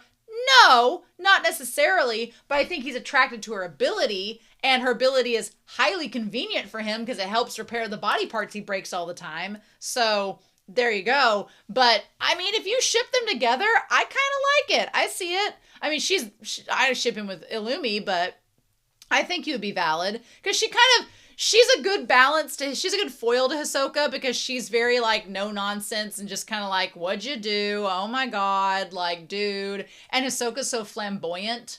She's kind of like his beard. I'm like, all right, cool. Good for you, girl. Was that meant to be a performance or something? Was there something meant by it? And I love her ability. So I have always associated with her. I mean, she's in the Phantom Troop, so the spider analogy maintains. But the seamstress here, I've always associated her with the spiders, with the Phantom Troop. And I love her ability. I love the nin stitches. I love that she's able to connect. She, like, makes a tourniquet out of the arm. Hisoka's like a puppet. And he's like, please try to be gentle. And she's like, I'm going to be... Hisoka, he says, please be gentle, but this man wants to feel the pain. It's kind of wild. He's got some kinks. Some serious kinks. And yeah, she like quickly ties the arm together. Wild. I love... And again, Hisoka is like, he is sexually attracted to abilities. Like, he thinks her ability is amazing, and he loves watching it. It's kind of like when he watches Illumi transform back into his normal self. Like, he's fascinated by it. And, again, we find out with Hisoka, there's this very weird kind of, I don't want to say repressed childhood energy, but it is kind of a repressed childlike kind of basicness to him in a way. I don't want to say instinct or foundation would be the word I'm looking for. He has like this childlike foundation to him that we find out in this episode, which is insanely fascinating. So him being attracted to her abilities, he wants to know, like, learn about her skills and how she does it. And it attaches his arm back together again. So Win-win for everyone. That's so crazy.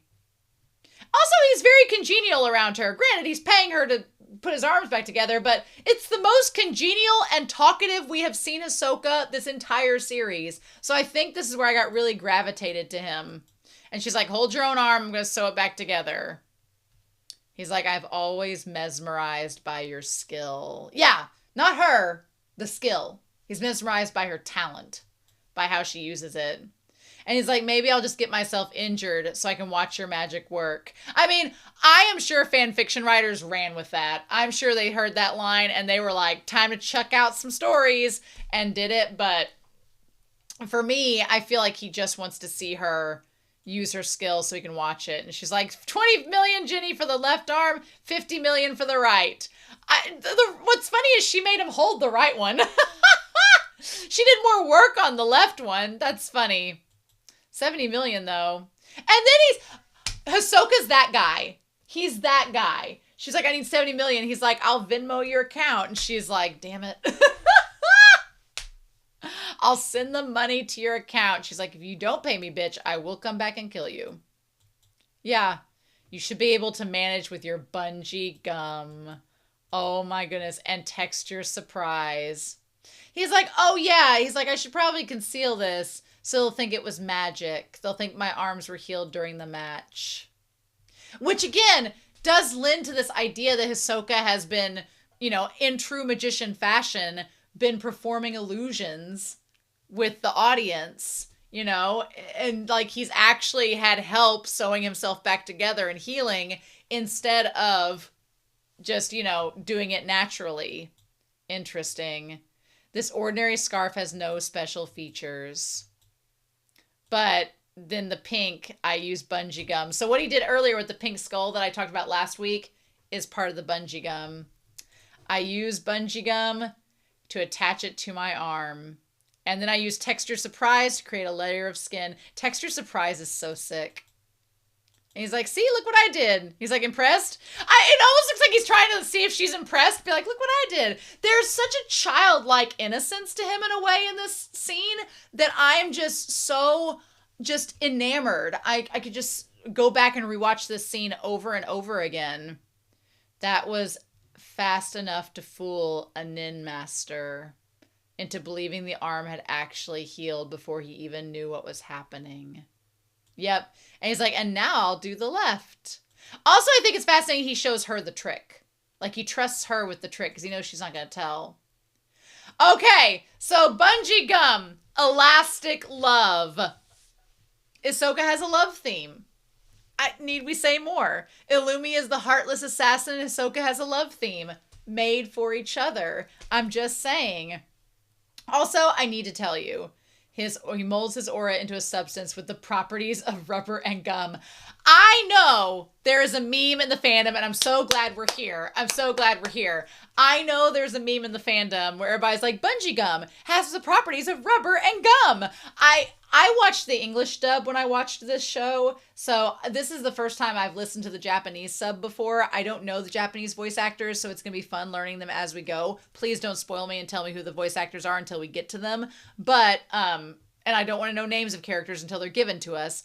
But I watched the English dub, and if I heard the phrase, bungee gum, it has the properties of rubber and gum once, I heard it 1,000,000 times. And I think enough to where the internet's made a meme of it, I believe. But I've been holding back from talking about bungee gum this entire time. And I know it's going to come up again. It can contract because it has the properties of rubber and gum. And it can be removed at any time. This is the crazy part, though. So he says that the reason he calls this technique that is because when he was a child, he had this gum. This like bungee gum, and the packaging of it has the cards types on it, the diamond, the club, the heart, and the spade. So at this point, and then like the caricature is like this like moon face, kind of looks like a clown chewing the gum. So there's a part of me that's like, Hisoka's naming his techniques after stuff that he nostalgically remembered as a kid, which for a character that, as she points out, we know little to nothing about, getting that tiny insight that he named this after a childhood relic is very insightful, is giving us some clues. It was my favorite chewing gum. And she's like, I didn't need to know that. I'm like, shut up, we do. We need to know all the things about Hisoka. And the fact that he has this like kind of childhood, and he's like texture surprise that reproduces the appearance of skin so it can be copied. Hisoka enjoys, because what does she say there? She says there, essentially it's a copy. You can tell it's a fake if you touch it. But Hisoka enjoys the thrill. Yeah, Hisoka enjoys the thrill of a lot of things. Him and Gon are similar in that vein. He enjoys the thrill of, like, are you going to notice or not? And he says the name texture surprise comes from the stickers that were included with a popular snack that I got as a kid. And there's, like, this little imp. And the imp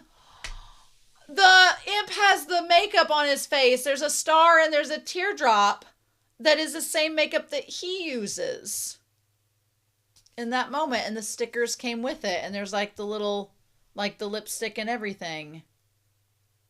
I don't know. And then the ants, there's like little ants on there.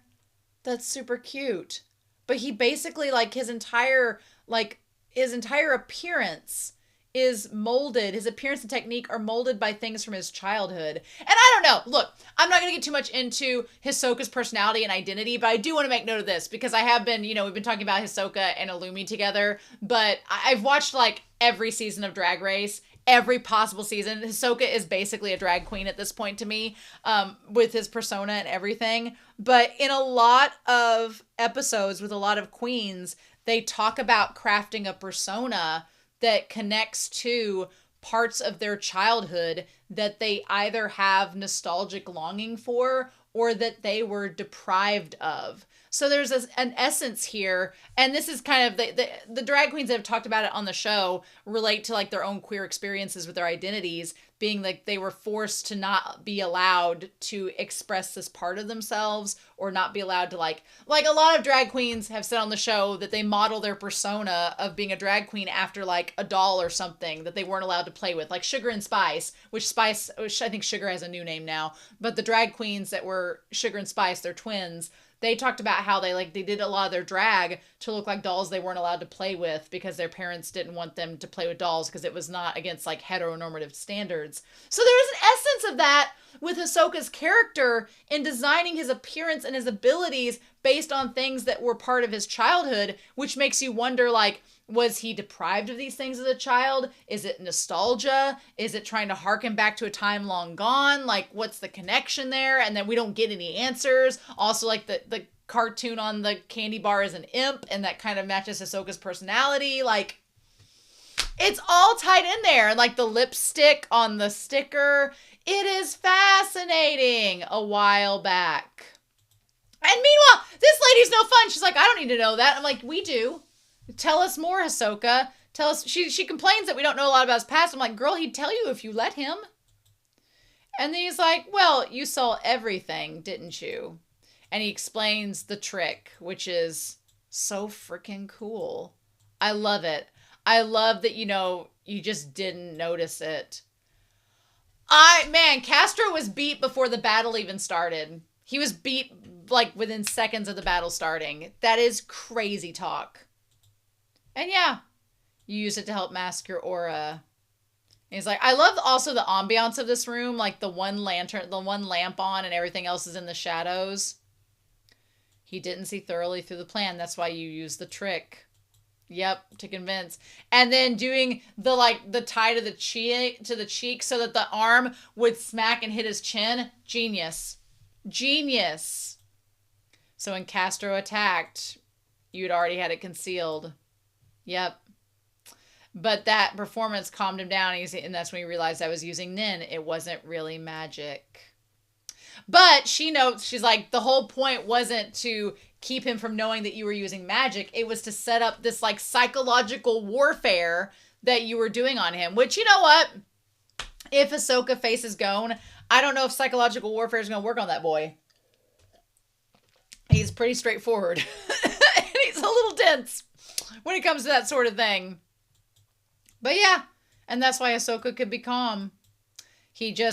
Castro lost his edge, and it was enough to do him in. And he's like, yep, that's pretty much how it went. He couldn't bear the mental strain, and he lost. You realize those two abilities. What does she say there? You realize that those two abilities are perfect for you. And Hisoka's just sitting there like the cat that ate the canary. He's like, yes, I know. Yes, I realize that. Our dude. Also, this is Gutter Mind Romania moment, but why does he need those knee pads? Is Illumi visiting soon? He's like, if my opponent knows my ability, I lose nothing because they're adaptable. I mean, that is true. Hisoka's like, I really have nothing to lose because if they find out about the gum, he's like, what are they going to do about it? He's like, my gum stretches and it has the properties of rubber and gum. I can't possibly lose. He's like, I have nothing to lose by them knowing, but he's like, I'm not going to like reveal my cards. And so then she's like, fine, whatever. I don't know what's in her bag. What's in the bag? I don't know. We'll find out. She's like, I'm off. And he genuinely is like, oh, already? Like, Hisoka has had nobody to talk to for years. He's had nobody he's wanted to talk to except Illumi. And Illumi's not exactly a conversationalist. He's like, she said, my job is done. And I'm not sticking around. Nin stitches can do so much. Don't overdo it until your arm's fully attached. And then she says, I came here for a reason. And he's like, oh, did you now? She's like, I have new orders. And that's when she says, I have new orders. All the troop members are to be in York New City on August 30th by noon. Not just those who find it convenient. And Hisoka's first question is the boss coming? Hisoka has no time for small fry. He's not here for the rabble rouse. He's here for the main event, as you would expect. So he's like, I want to know if the main guy is coming. She says, most likely. This could be our biggest job yet. Well, my goodness. The whole Phantom Troop just happens to be gathering at York New City around the same time that Kurapika and Leorio and Gon and Killua are supposed to meet up. What are the odds? But there is that auction going on, so I'm sure it has something to do with that. If you skip this one, the boss might hunt you down himself. Now, careful, girl. I think Hisoka wouldn't mind that. He's like, oh, that's very scary. Like he would welcome that. He'd be like, have him come get me. Like freaking Leonardo DiCaprio and Catch Me If You Can. And so then, again, if you are a shipper of this woman and Hisoka, the fodder is given to you. The buffet is laid out in front of you. Because he's like, well, don't you mind joining me for dinner? And she's like, no. I'm like, damn. I feel like Hisoka just wants some company. And she's gone. He's like, what a pity. Man got all dolled up. Girl didn't have anything to do with it. So then Killua shows up. And for a hot second, I don't know if you all thought this, but when Killua's looking up against the window, his eyes looked really round like he was terrified from the battle. Because at first he tells Gon that it's nothing. But then he's like, I'm lying. It was incredible. And he says it was an incredible fight. I hate to admit this, but I don't know how he won. So he's like, Gon, we need to learn more about Nin. He was surprisingly calm about that. I feel like Killua's like, I think he realizes Gon is not going to not fight. That he knows Gon's going to fight. And he's not going to stop till he fights Hisoka. And so Killua is like, okay, shit. We got to figure out what to do. We need to learn more about Nin. We need to talk to Wing about what happened. How did he do it? What's going on? What are his theories? And we need to train for the next month so that we can fight Hisoka. And wouldn't you know, Hisoka needs to spend some time letting his arms heal. Gon needs to let his body still heal a little bit. So wouldn't you know, they're kind of in a similar boat. How about that? So as she's walking away, she talks about Hisoka and looks back towards the tower. Uh-huh. Again, if you ship them, good for you. Saying he doesn't talk. Girl, he don't need to talk. I was like, are we getting blessed? This was definitely the episode that got me into Hisoka for many, many reasons. This shower scene is one of those many, many reasons. I mean, he doesn't talk about the past. Well, girl, he was trying to talk to you about the past. He was telling you about the inspirations behind his technique and his look. You just weren't paying attention. You weren't listening. Damn. Damn, sir. Okay. He has no interest in the past. Does he not? It seems like he kind of does. His whole stuff is pretty nostalgic. And then, yeah, that hair. By tomorrow, I imagine he'll have forgotten Castro's face. Now, I don't doubt that. I don't think he cares about Castro. Yep. She's like, he doesn't associate with others. That's a bold-faced lie. He was trying to associate with you and have dinner with you, girl, and you said no. He associates with Illumi, so that's a lie. Girl, you don't even know this man. Also, he's his own man. Well, that is true. It's because he believes himself to be the strongest. Couple notes about this. If you believe yourself to be the strongest, why would you be Phantom Troop member number 4? Why would you not be number 1 or number 2 behind the leader? So that was kind of a flag, first of all. Second, you cannot tell me that Tyke Kubo, creator of Bleach, was not inspired by this very insignia because of the Arrancars and the numbering systems, and y'all know what I'm talking about. There's clear inspiration there. I'm like, damn, that's pretty on the nose.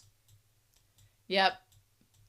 And so then, yeah, he gets out. I mean, a man's got to be manicured. This part, though, when he gets out, he, like, I'm like, are his feet, like, again, there's a doll motif with Hisoka. And I'm like, are his feet like Barbie feet where he just walks on his toes? So, like, when he's in the heels, that's just, like, naturally how his feet are. Curious. And then, yeah. And then our boy sees the thing in the bag. He's like, I forgot to remove this. Hisoka with his hair down is like, hi. Yep. Hisoka with his hair down is really attractive. Like, him and Illumi, get it. Get it. Girl, you should have stayed and had dinner. Spider. I found some new toys to play with. Again, there is like a kind of repressed child sort of situation going on with Hisoka, like viewing Gon and Killua as toys and viewing all of this as a game and all that. There is like a repressed kid kind of quality with Hisoka. And I'm not saying it justifies anything that he does. It's weird, but I do think it adds this layer to his character that you're kind of like, okay, all right, this explains some things of why you are the way that you are. All right, we can work with this. But the fact that he's gotten, it's time to start the hunt. I don't like that. And the fact that he has all the Phantom Troop thinking that he's a member when he is very much not. Interesting indeed. And then the crazy thing is that once he doesn't have his nin on anymore, it just goes back to being a tissue. So you can't trace what it was. That is crazy. The Phantom Troop is just another target. Hisoka's just out to do his own thing. And that's the episode. Ah! And I've talked for an hour. And I've talked for an hour about this one. So, yeah.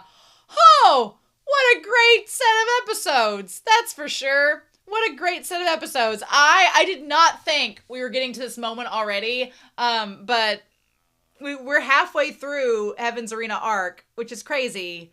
But I'm excited. I'm excited to see what we're going to get next, y'all.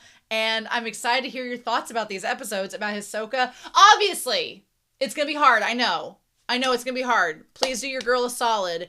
If you have any spoilers beyond this episode, please spoiler tag them. But if you want to talk about the episodes we have seen so far that have featured Hisoka and relate to those, that'd be great. But my mods are going to be checking to make sure y'all ain't spoiling. So just know that. But I want to hear what you think about this episode set, about our precocious boys, about Hisoka. I don't want to know her name yet because I'm going to figure it out. We'll just call her the seamstress or the spider. We're going to get her name here in a little bit, I'm sure. Or if we don't, it'll be coming in the next arc, I'm sure, because they all got to meet up at New York, New City. So, Mazel tov. Anyway, I hope you all have a wonderful week. Please stay safe, take care, and yeah, I'll be back very soon with more of Hunter x Hunter. And I'll see you then. Bye.